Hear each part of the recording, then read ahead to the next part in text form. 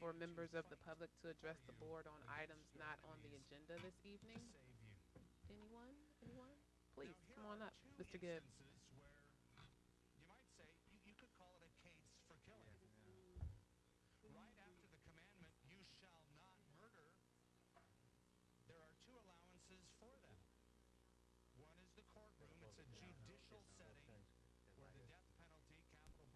Okay, we're good.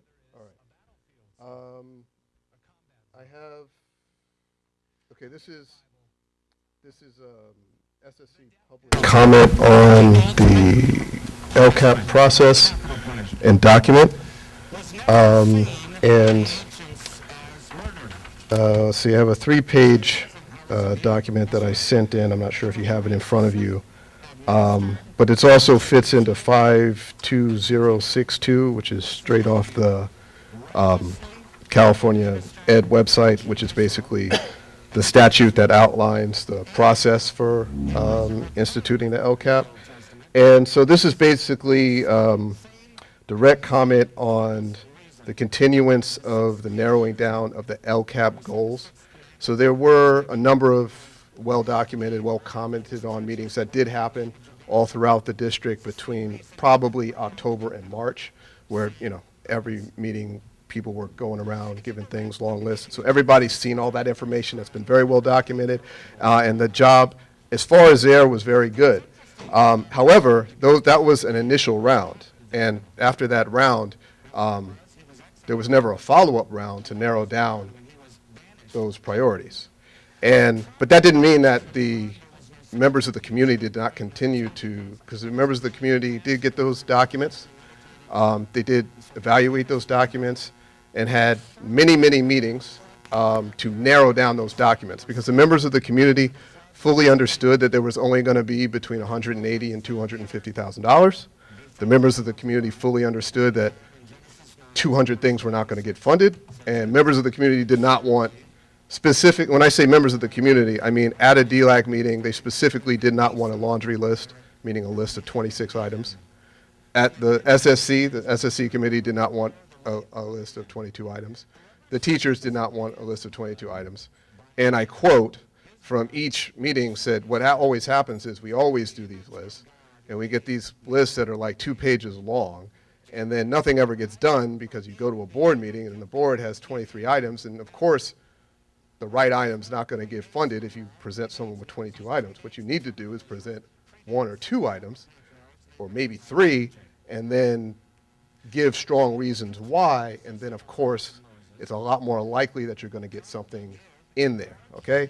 So what this is actually what all of those groups came together and compromised. So this does, of course, every item that's in the LCAP was mentioned in the process, but they all aren't realistic. Like, for instance, in the advisory budget meeting, someone wanted a database to monitor student performance. Well, we don't even have an IT person right now. So, and that would cost hundreds of thousands of dollars. So we don't have the time or the bandwidth. We don't have 2 principals. So we don't have the time or the bandwidth to adopt a database and try to implement that. So obviously that's not going to be a priority. So that's just an example of something that did come up that doesn't really need attention of the LCAP. So the first thing is the bilingual parent-teacher liaison, a communicator. That, by the way, is not a secretary. So this person is not, their job should not be to sit next to the principal and do the principal's menial tasks. We have people that can do menial tasks. What the parent-teacher liaison coordinator is specifically for is, I need more than 1 minute. There should have been time to properly respond to these in public comments, and honestly, I need more than 1 minute. So what that communicator is for, since I'm the only one here, I don't think there's going to be too many people speaking after me. Can I ask you to clarify? You said number 1 was the bilingual parent-teacher. Yeah. By number 1, do you mean? Number 1 on the document that I sent in to Lisa Emery okay. and the superintendent. And these are the priorities yes. that you think the SSC? These aren't priorities that I think. These are priorities that the SSC, the DLAC, the PTO have met, talked about, voted, agreed upon. Okay. I just want to know extensively if debated. you're ranking and who you're ranking from. I got it. All right, go ahead. Budget, everything has been reviewed. Okay? So, and by the way, we will be presenting the school site plan, but after March, no administrators attended the SSC meetings. Administrators, that means 3 of them, attended every single meeting before. So the site plan, which has been completed and submitted to the superintendent and to the office, was completed without their help. Anyway, getting back to the parent-teacher coordinator, over the past few years, that relationship between the parents, the teachers, and the broader district has just completely fallen apart. So what this person would do would be specifically to bring parents back into the fold, bring teachers who want to do more volunteer, bring them back into the fold. Also, reach out to parents. We have a lot of parents that are linked up with businesses and organizations, and kind of rebuild all those pathways that have just fallen apart. And they would also reach out to students who are having trouble getting to school and having truancy issues, academic issues, disciplinary issues. We got, what, 20%, 15% from foster care. So this is not just, hey, this is a person to speak English and Spanish. This is a person, and it's district-wide, this is a person to really kind of get us on the right track and give the new superintendent, new principals the support they need to bring the community together. That's why they're not a secretary, because we don't want them bogged down doing office work.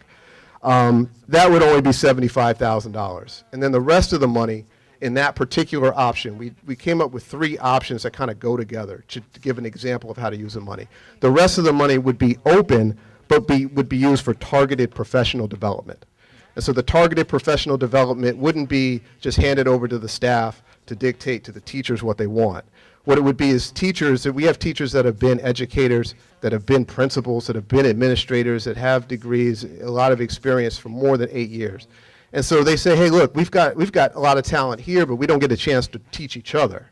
And so we might have a teacher that's weak in math, but we have a math coach for the Silicon Valley Tech Initiative that could coach them. So we want targeted and specific things. Also, the DLAC committee said, you know, we want regular teachers, for instance, a physics teacher to know how to, well, we don't have a physics teacher. For instance, a history teacher, social science teacher to know how to teach social sciences so that someone who is not a native English speaker, someone who speaks Punjabi or Spanish, would know how to do that. So that's what I mean by targeted teacher, based upon the teacher's specific needs, professional development. So that would leave like $150,000. That could be throughout the district. So that leaves the board and the superintendent and the new principals a lot of leeway to determine according to their training and what they think is important. Because what we didn't want to do is usurp the authority of the principal and the superintendent. The second option, again, these options are not designed to have all of the above, but for the board, the superintendent to consider, hey, maybe one of these or some combination of these. So the second option would be a physical education teacher, an increased prep time, and a science teacher primarily in the secondary school. And so what that would be, the physical education teacher, we've had a lot of problems. I mean, kids being prevented to go use the bathroom in the 2nd and 3rd grades because of bullies, getting beat up on the yard, discipline issues because of all the subs, the lack of physical activity for the 2nd to 4th grade in terms of like organized physical activity. So the teacher would be kind of like a hub for making sure there's order in the yard. So they're not just a physical education teacher, but they're kind of like organizing everything. So 6 minutes. One teacher said, hey, you know, when we have recess, students are playing here, students are playing there. But there's not one person assigned to every area. Then Mr. Gibb, yes. can I just pause you right there? Mm-hmm. I think because it is tied to the LCAP, I don't want to lock you into the public comment section. Mm-hmm. If you wouldn't mind letting us get through to the study session and insert Honestly, there. I just don't have the time. I would, but I got a call last night.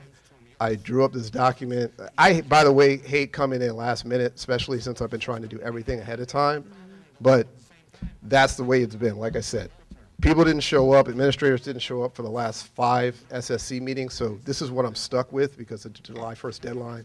So I realize this is inconvenient, but there's been significant inconvenience put upon us. Not to make it further inconvenient. I think it just needs to, because we do have this on the agenda, just putting you in front so we can just get out of public comment, because it's not the best place, because there's not an opportunity to have interaction if there were questions. So we should be there in what, 10 minutes? Less than 10 minutes. It's like 3 minutes. Are you able Okay. to hang out another 10 minutes? I've got till about 7:30. Oh, you Okay. covered. So, Covered in there. and that way you're not limited to the public comment time. Okay. Because we And don't, I'm- we just want to I'm keep open to it having Mr. Gibb consistent. issue his public comment before we embark on the LCAP, because Yeah, that's fine. the post-discussion comment's not going to be for a couple hours. But you Well, can this start us document off. is written, it's given to Dr. Rubio and Lisa Emery. If you want a copy of it, then Okay. it's available for you. Okay. No, and we'll be right back. But I just want to make sure we get through it and out of the public comment because it seems to be very relevant to LCAP specifically. anywhere. So, yeah. Okay? Thank you. I appreciate that. Just so if there's any other members of the public regarding public comments on anything that's not on the agenda, now's your opportunity.